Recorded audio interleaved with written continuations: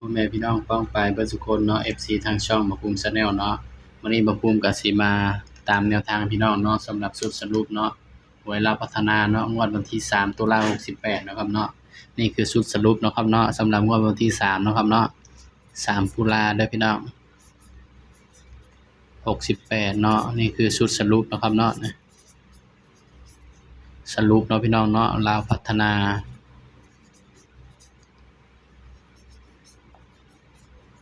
ส่วนมากเนาะบ้านเขียวก็สิเข้าย้อนสายด่วนเนาะพี่น้องเนาะส่วนมากก็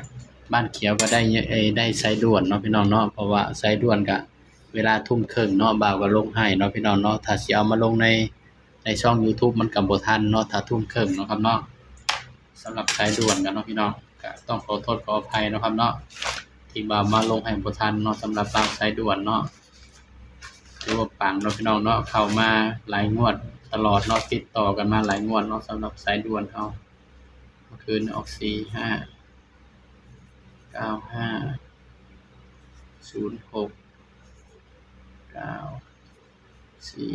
6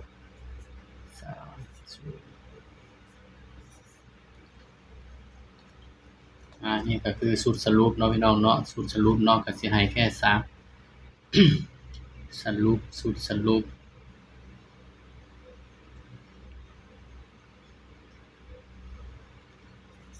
506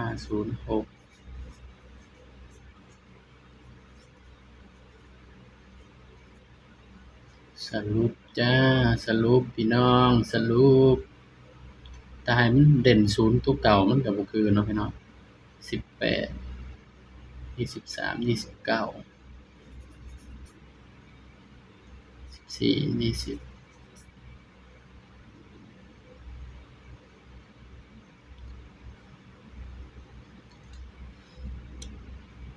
สำหรับชุดสรุปเนาะครับเนาะสำหรับเด่นเนาะชุดสรุปก็ให้เด่นไปที่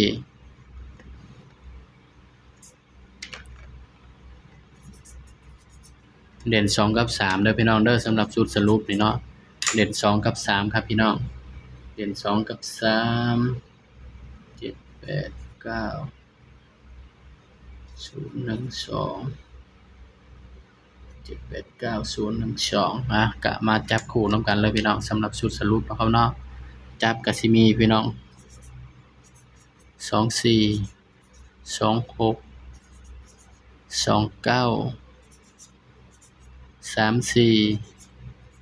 36 39นี่คือชุดสรุปเนาะครับเนาะ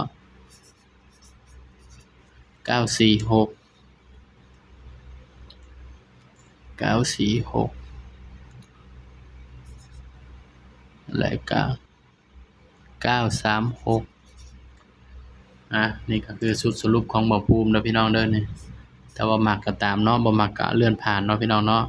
บ่ภูมิก็ให้เพื่อเป็นแนวทางเท่านั้นเนาะครับเนาะย้ำว่าตัวเลขก็มีเข้ามีหลุดพี่น้องมักก็ตามเนาะบ่มักก็เลื่อนผ่านเนาะพี่น้องเนาะสำหรับคลิปนี้เนาะบ่ภูมิก็ฝากพี่น้องเพียงส่านี้เนาะอย่าลืมกดไลค์กดแชร์กดติดตามบ่ภูมิ Channel ด้วยนะครับเด้อสบายดีครับ